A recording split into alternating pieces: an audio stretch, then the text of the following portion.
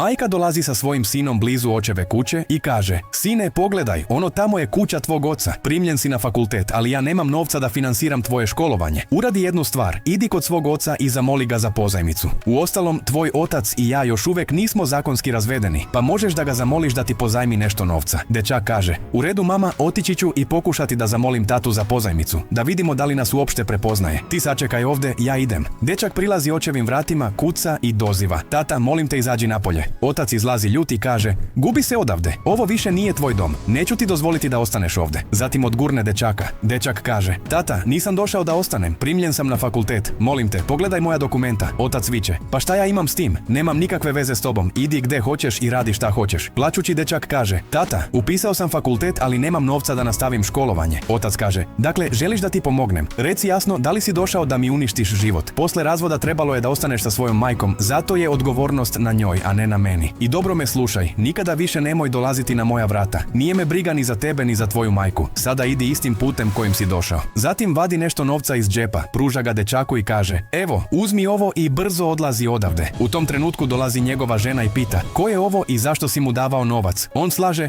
samo me je pitao za put. Ona kaže: da li ljudima koji pitaju za put daješ novac? Vidjela sam svojim očima. Reci mi istinu. On uzima novac nazad i kaže: ne, on je pozajmljivao novac od mene. Ona odgovara: jasno vidim da je ovaj dečak nekako povezan s tobom. Ako mi ne kažeš istinu, bit će veoma loše, jer niko ne pomaže nepoznatoj osobi bez razloga. Znam da nešto kriješ. Reci mi šta se zapravo dešava. Čovjek se razbesni i počne da vređa dečaka. Njegova žena kaže: prestani da vičeš, prvo mi reci ko je ovaj dečak. Na kraju kaže: on je sin moje bivše žene. Došao je da traži pozajmicu od mene. Žena ostaje šokirana i kaže: šta, on je sin tvoje bivše žene? Izgleda skoro mojih godina. Zašto mi nikada nisi rekao da imaš tako odraslog sina? Čovjek postaje još besniji i viče na dečaka: došao si da mi uništiš život, zar ne? Zašto si ovdje? Rekao sam ti da odeš odavde. Zatim kaže: zar mi nikada nećeš dati da živim u miru? U redu, odmah napuštam ovu kuću. Besno izlazi iz kuće. Dečak pokušava da ga zaustavi, ali otac ga uopšte ne sluša. Nakon toga maćeha kaže dečaku: da li si ti zaista sin mog muža? Zašto je bio toliko ljut na tebe? Šta se dogodilo? Reci mi sve. Dečak kaže: pogledajte, on je moj otac. Moji roditelji su razvedeni. Došli smo samo da tražimo pomoć za moje obrazovanje. Primljen sam na fakultet, ali nemamo novca, zato sam ga zamolio za pomoć, ali se veoma naljutio na mene. Čuvši to, maćeha vadi novac i pruža ga dečaku govoreći: nastavi svoje školovanje, ja ću snositi sve troškove tvog obrazovanja i dobro se brini o svojoj majci. Dečak postaje emotivan. Ako zaista volite svoju majku, lajkujte ovaj video i u komentaru napišite: volim te mama.